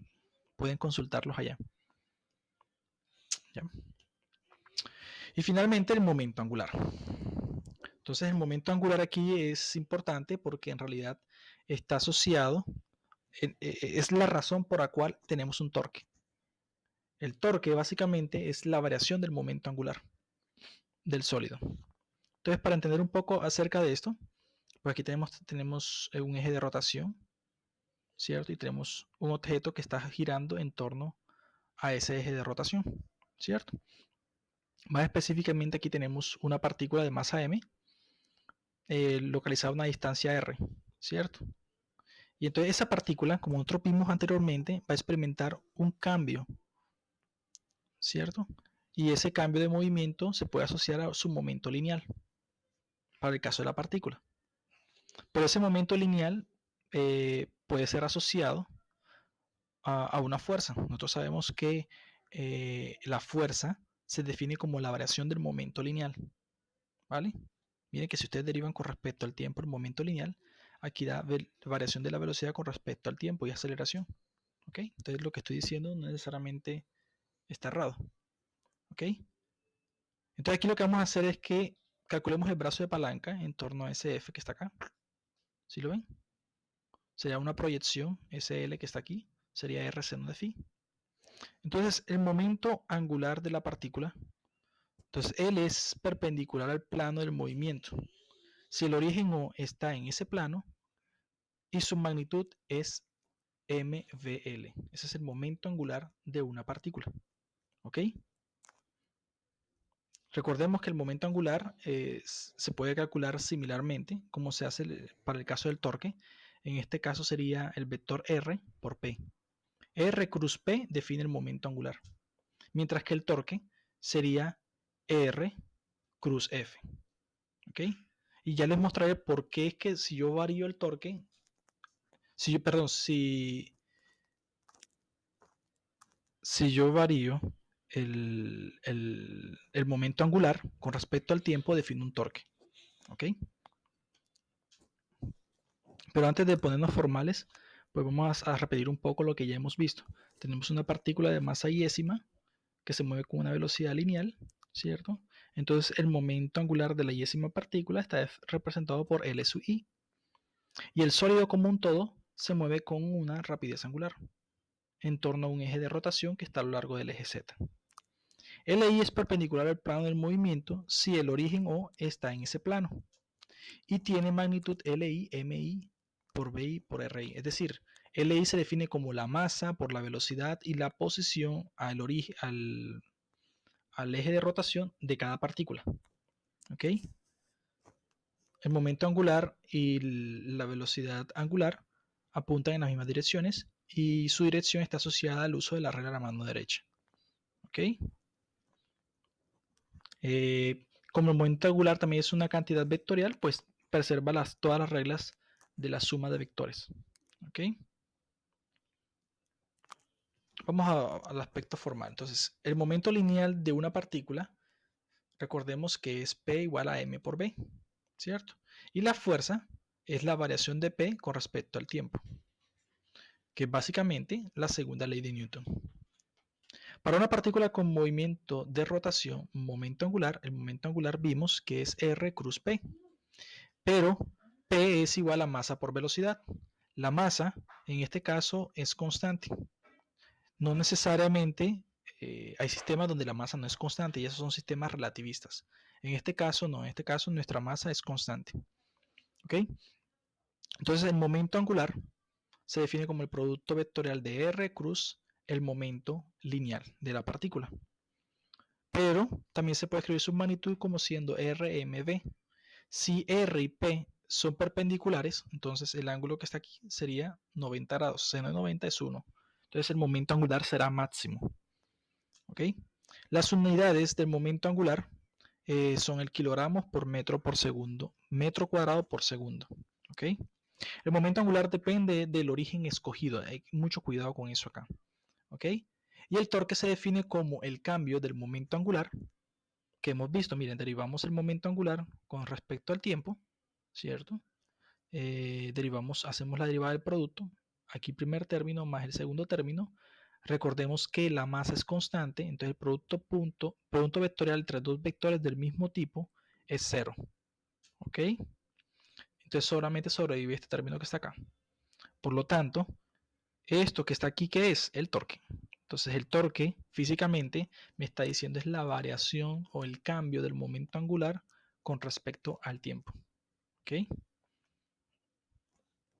Y entonces el momento angular de un cuerpo rígido, ¿cierto? Volvemos a la imagen que está acá, sería lo siguiente. En un sólido, el momento angular de la i-ésima partícula sería dado de esta forma, donde estamos asumiendo que r y la velocidad de la partícula, el vector de posición del origen del punto O a la partícula que se mueve con una velocidad vi, son perpendiculares. Si son perpendiculares, pues es máximo. ¿Ok? Solo que aquí hemos colocado la etiqueta I para indicar que es la i-ésima partícula. Pero recordemos que esa partícula tiene está asociada, se puede relacionar su rapidez lineal con su rapidez angular. Aquí les recuerdo, esa partícula i-ésima, igual que todas las demás, se mueven con la misma rapidez angular. Por eso aquí no coloco i. Lo reemplazamos aquí, ¿cierto? Y otra vez recordamos que mi por ri cuadrado es el momento de inercia.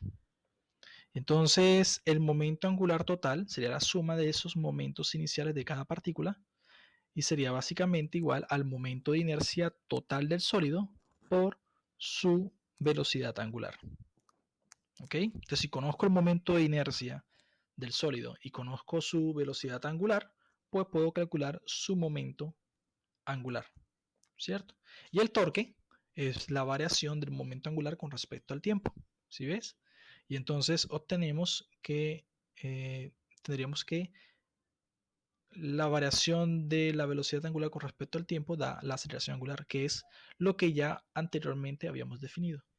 Entonces, cuando el movimiento angular no está sobre el eje de simetría, sucede que este presenta componentes y esto genera torques externos haciendo que el sólido describa el movimiento de un cono. Eso es cuando no tenemos, no hay claridad en su eje de simetría. ¿Ok?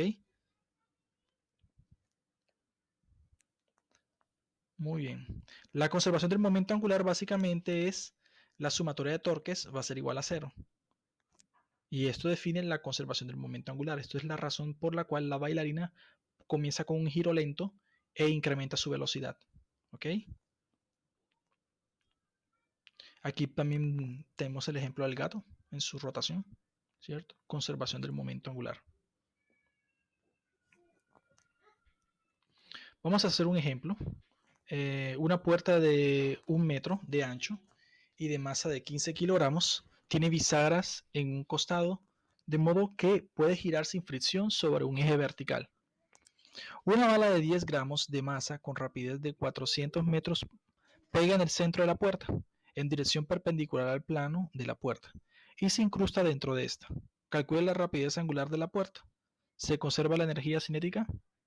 Entonces lo que hay que hacer aquí es usar lo que es conservación de la energía. Antes, después, ¿vale? Entonces antes, pues la puerta está quieta y la bala está en movimiento. Y después, cuando ambos quedan juntos y experimentan un movimiento. ¿Ok? Entonces vamos a hacer ese ejemplo. Entonces aquí tenemos los datos, tenemos la masa de la puerta, la distancia y recordemos el momento de inercia de la barra cuando su eje de rotación está en el extremo. ¿Ok? Aquí está. Entonces usamos la conservación del momento angular. Entonces el momento angular inicial igual al momento angular final. El momento angular inicial es el momento angular de la partícula. ¿Ok? Y ese momento angular de la partícula va a ser igual a la longitud r o L cruz el momento de la partícula. ¿Cierto? Pero si ustedes observan, miren, L y el momento de la partícula cuando impacta es de 90 grados. Entonces tendríamos simplemente LMV seno de 90, en este caso, antes. ¿Qué sucede después? Después tenemos un momento de inercia final con una velocidad angular final. Entonces el momento de inercia final sería el momento inicial de la bala, que es la masa por la longitud de L, ¿cierto? Que es esta de aquí, longitud de L, la masa, aquí está una masita, más el momento de inercia de la barra, ¿cierto? El momento de inercia de la barra, recordemos, es 1/3 de m por L cuadrado, pero L cuadrado de la bala es que es D, es toda esta posición que está acá, por W. Y entonces aquí podemos encontrar por separado lo que es Lm por B, reemplazamos los valores de la masa, de la longitud por menos donde impacta la bala, la masa de la bala y su rapidez lineal. Entonces eso nos da 2 kilogramos. Del otro lado tendríamos m por L cuadrado más un medio, más 1/3 de m por D cuadrado. Esos valores los tenemos aquí, ¿cierto? Los reemplazamos y nos da 5 kilogramos por metro cuadrado. Cancelamos todas las unidades y despejamos W. Y encontramos que la rapidez angular es de 0.4 radianes por segundo. ¿Ok? Ya con eso podemos calcular también la energía cinética de la bala. La energía cinética de la bala antes, por lo menos es un medio de la masa de la bala por la velocidad de la bala. Y su energía cinética es de 800 joules, ¿cierto? Y miren lo que sucede con la energía cinética final. La energía cinética final es igual a un medio del momento de inercia final por WF. Pero ese momento de inercia final sería el sistema bala y la puerta, que ya lo calculamos. Ese momento de inercia fue calculado y nos dio 5 kilogramos por metro cuadrado. Junto con su rapidez angular al cuadrado, obtenemos que la energía cinética final es de 0.4 joules. ¿Ok? Entonces la energía se ha reducido drásticamente. Es decir, la bala impacta y hace que este se mueva un poco. ¿Ok? Eso es lo que me está indicando. Entonces tendríamos una relación entre el momento angular, conservación del momento angular, nos permite encontrar la rapidez angular y con esa rapidez angular podemos analizar sus energías cinéticas iniciales y finales. ¿Ok? Aquí es importante también mencionar las condiciones de equilibrio, ¿cierto? Entonces existen varios casos en los cuales esas condiciones de equilibrio aplican. Por ejemplo, una condición de equilibrio es que cuando las fuerzas, la suma de todas las fuerzas se igualan a cero y la sumatoria de los torques se igualan a cero. ¿Ok? Entonces, condiciones de equilibrio. Este cuerpo está en equilibrio estático. Esas condiciones de equilibrio básicamente se utilizan, por ejemplo, cuando quiero construir un sistema y quiero que este no se mueva por ningún motivo. ¿Ok? Esto básicamente lo aprenden, lo operan mucho en la construcción, ¿cierto? Para construir sistemas que no pueden moverse. Pero bueno, yo les daré algunos ejemplos. Eh, Condiciones de equilibrio. Primera condición satisfecha. La fuerza neta es igual a cero. Así que un cuerpo en reposo no tiene tendencia a empezar a moverse como un todo. Segunda condición satisfecha. El torque neto alrededor del eje es igual a cero. Así que el cuerpo en reposo no tiene tendencia a empezar a girar. Observemos, las fuerzas F1 y F2 son iguales, ¿cierto? Y estas fuerzas son perpendiculares a sus brazos de palanca, aquí y aquí. Si ustedes calculan el torque que ejecuta esta fuerza va en este sentido, sentido antihorario, y esta va en sentido horario. Pero como L y las fuerzas son iguales, se anulan los torques. ¿Vale? Y esta fuerza F2 que está acá, de 2F, no efectúa torque porque está sobre el eje de rotación. ¿Ok? Entonces no hay torque por esas fuerzas. Segundo, ya con esto satisfacemos esta condición que está aquí. Esta otra que está acá sería la suma de fuerzas. Mira, tenemos una fuerza F hacia arriba, otra fuerza F hacia arriba, da 2F. Pero esas 2F se cancelan con esta 2F que está acá. Entonces satisface también esta condición. Aquí, en la parte B, la primera condición es satisfecha. Es decir, la sumatoria de fuerzas es 0. Aquí está. Esta fuerza que está aquí se cancela con esta fuerza, pero los torques se suman. Entonces no satisface esta condición. ¿Sí ven? Esta fuerza con este brazo de palanca hace un torque en sentido horario. Y esta fuerza con este brazo de palanca hace un torque también en sentido horario. O sea, se suman. En la parte C, la primera condición no es satisfecha y la segunda condición es satisfecha. ¿Ok? Entonces, la primera no es satisfecha porque la suma de fuerzas no se cancelan, se suman. Entonces, F y 2F da 3F. La segunda condición se satisface porque cuando calculamos el torque aquí y aquí, el torque que me va a dar va a ser en sentido antihorario, pero ese 2 que está aquí se va a cancelar con este 2, entonces me va a dar torque igual a F por L. Y miren lo que da este. Este que está aquí, este torque, ocasionado por esta fuerza y este brazo de palanca, sería F por L. Solo que el torque va en sentido horario. Entonces se cancelan. Entonces satisface la segunda condición, pero la primera no. ¿Ok? Entonces son condiciones de equilibrio las cuales iremos a trabajar. El centro de gravedad. Entonces, el centro de gravedad, por ejemplo, se puede calcular. Ya les mostraré cómo se hace ese cálculo. Y es básicamente la relación entre dos cuerpos. Aquí por lo menos, como la Tierra tiene mayor masa que la Luna, el centro de gravedad se encuentra más próximo a la Tierra. ¿Ok? Eso es una simulación para que nos guiemos. Aquí por lo menos tenemos un sólido cuyo centro de gravedad, en este caso, es igual al centro de masa, ¿cierto?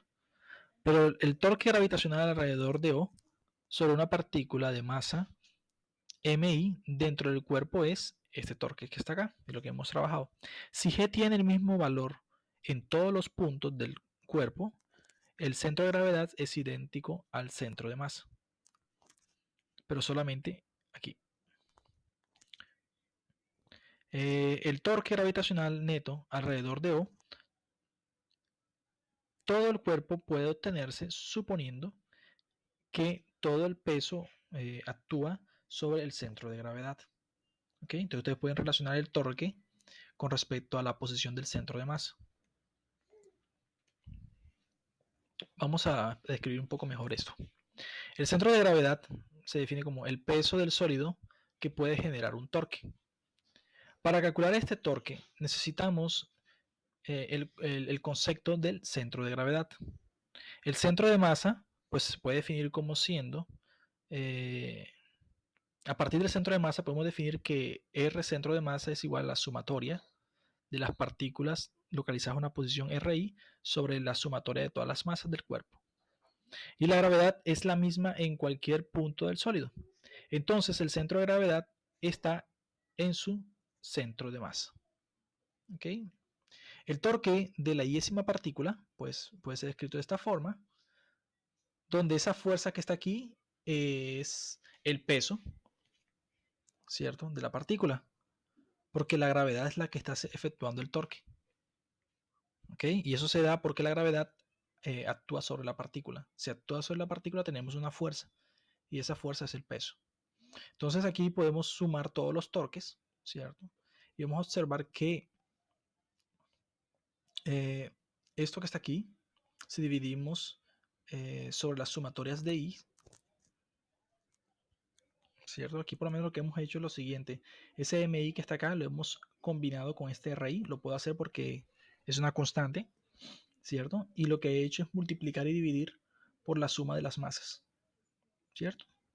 Y entonces esto que está aquí define la posición del centro de masa o coordenada del centro de masa. Y esto que está aquí, como vimos antes, define la masa total del sólido. Entonces el torque asociado al centro de gravedad está dado de esta manera que está acá. ¿Okay? ¿Cómo calcular el centro de gravedad? Entonces, primero, ustedes pueden coger una taza en su casa, ¿cierto? Haga que el tarro cuelgue en un punto cualquiera, una línea vertical que se extienda hacia abajo desde el punto de suspensión pasa por el centro de gravedad. Entonces hacen esto aquí, sax. Y ahora haga lo mismo, pero con este otro extremo que es acá. trazan una línea, otra línea, y el punto donde se encuentran esas líneas va a definir el centro de gravedad. Aquí por lo menos podemos asociar tres casos de los carros, ¿cierto? Donde están las líneas de apoyo, que son los neumáticos, áreas de soporte. Si el centro de gravedad se encuentra dentro de esas áreas de soporte, el carro no se va a caer. Pero si el punto de soporte, dentro del punto de soporte no se encuentra el centro de gravedad, pues lo que va a suceder con el carro y con el camión es que ambos van a caerse. ¿Ok? Entonces, cuanto más alto esté el centro de gravedad, menor será la inclinación necesaria para que el vehículo se vuelque. ¿Ok? El centro de gravedad está en el área de soporte del automóvil y se encuentra en equilibrio. Entonces, en estos casos que están aquí, lo que va a suceder es que los vehículos y el camión van a tender a caerse. ¿Okay? Entonces el vehículo se vuelca. Vamos a hacer ahora un ejemplo donde vamos a aplicar las condiciones de equilibrio. Esto aquí es muy importante, ¿vale? Entonces la figura A muestra un brazo humano horizontal sosteniendo una mancuerna. El antebrazo está en equilibrio bajo la acción del peso de la mancuerna. La tensión del tendón conectado al bíceps y la fuerza ejercida sobre el antebrazo por parte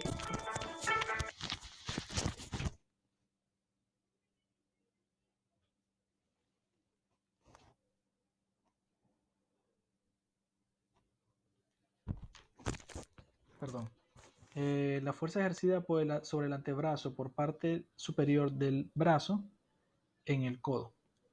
Se desprecia el peso del antebrazo. Por claridad, el punto A de unión del tendón se dibujó más lejos del codo que en la realidad. Dados el peso W y el ángulo θ entre la fuerza de tensión y la horizontal, obtenga T y las dos componentes de tres incógnitas escalares en total. Entonces, tenemos el brazo, tenemos la mancuerna ejerce un peso, ¿cierto? El codo, a su vez, será nuestro punto, nuestro eje de rotación, ¿vale? Entonces, ¿por qué sé que será nuestro eje de rotación? Porque ustedes saben que será nuestro punto donde el brazo sube y baja. Entonces, aquí será nuestro punto de rotación. ¿Ok? Tenemos el punto B, perpendicular al codo, y tenemos un punto A, el cual experimenta una tensión, pero esa tensión que está aquí es la tensión de los bíceps, ¿vale? Entonces, en realidad, el tendón se inserta cerca del codo, cuya ubicación se desplazó aquí por claridad, ¿vale? Entonces, simplemente es algo ideal. Entonces, aquí vamos a analizar el diagrama de cuerpo libre. El diagrama de cuerpo libre, ¿qué tenemos? Tenemos la tensión que apunta hacia B, que tendrá dos componentes, T de Y y T de X. Hasta ahí no hay ningún problema. Tenemos aquí el eje de rotación, y ese eje de rotación tendrá una fuerza E sub X y E sub Y. ¿Por qué? Porque hay una resultante aquí. Y esa fuerza resultante tiene una componente en la dirección Y positiva y en la dirección X positiva. Y el peso en esta dirección. Si ustedes analizan algo, aquí tenemos varias fuerzas que efectúan torque, ¿cierto? Si lo primero que debemos hacer es escoger un eje de rotación. Te vamos a escoger este eje que está aquí, que estoy señalando como eje de rotación.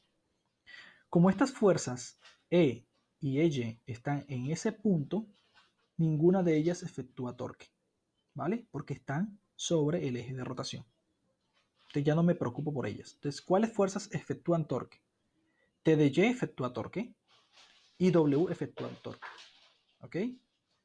T de X no efectúa torque porque está sobre el mismo eje o en la misma línea de acción. ¿Ok? Entonces no efectúa torque. Solamente las que efectúan torque son las fuerzas que son perpendiculares a esa línea de acción. Es decir, los brazos de palanca. Aquí tenemos un brazo de palanca por T define un torque.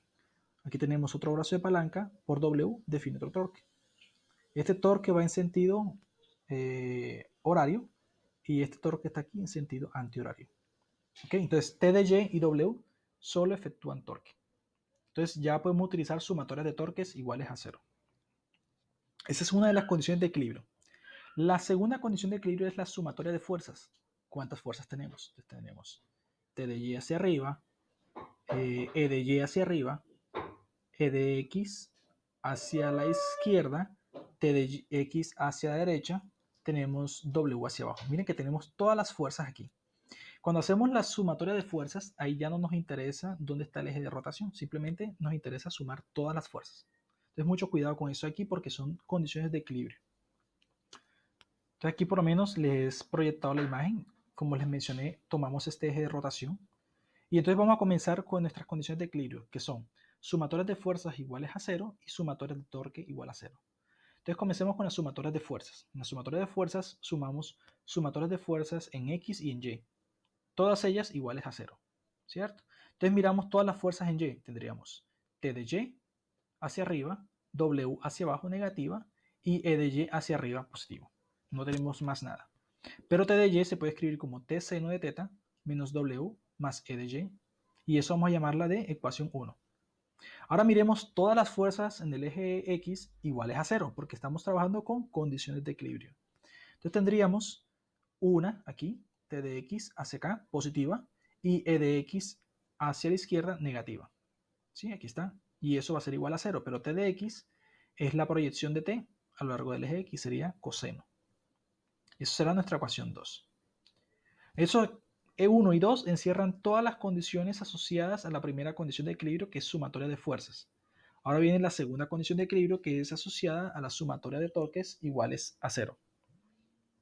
Entonces vamos a analizar todas las fuerzas que pueden realizar torque. Entonces pueden ver un sinnúmero de fuerzas allí, ¿vale? Y entonces tendríamos el peso. El peso está efectuando un torque, ¿sí ven? Porque nuestro eje de rotación tenemos R por F. Entonces tenemos un torque aquí, ocasionado por el peso. Esta que está aquí también efectúa un torque en esta dirección, ¿sí ven? Torque en sentido horario, torque en sentido antihorario. TX y EX no efectúan torque. Y X y EY tampoco, porque son fuerzas que están actuando sobre el eje de rotación. ¿Vale? Entonces por eso hacemos esto que está acá. Sin embargo, explícitamente lo coloqué para que ustedes lo vean. Tendríamos el primer torque, sería la fuerza T de Y por el brazo de palanca, que en este caso tiene una distancia D, ¿cierto? Perdón, aquí sería L por la fuerza W y el ángulo que forma es 90 grados. Y esta que es aquí sería D por T de Y, el ángulo que forma es 90 grados. Eso aquí es 1, entonces me quedaría WL menos T de Y por D. Y todo eso igual a 0. Entonces con eso tenemos la ecuación número 3. ¿Ok? Entonces eso es lo primero que hay que hacer. Usar nuestra condición de equilibrio para encontrar las sumatorias de fuerzas en X y en Y y la sumatoria de torques. El truco aquí con la sumatoria de torques es identificar cuál es el eje de rotación. ¿Ok? Tal como lo estoy explicando acá. Entonces combinando 1 y 3, ¿cierto? Podemos calcular E de Y. Entonces básicamente donde está T seno de teta, reemplazo y me queda esto que está aquí.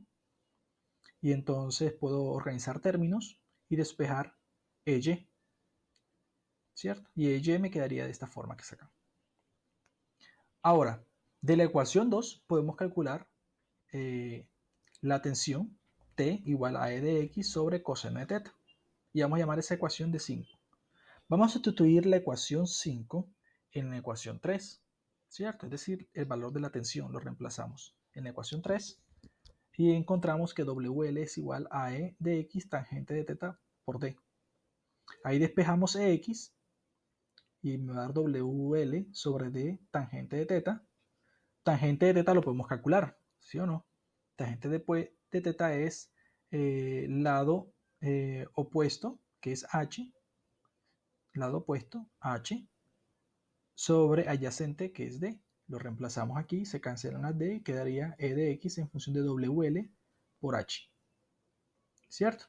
Y si combinamos 6 en 5, lo que vamos a encontrar es la tensión T, que va a ser igual a WL sobre H coseno de teta. Entonces hemos encontrado E de X, E de Y, que era lo que nos estaban pidiendo, y también calculamos la forma de la tensión T, ¿vale? Entonces es bastante interesante esto acá.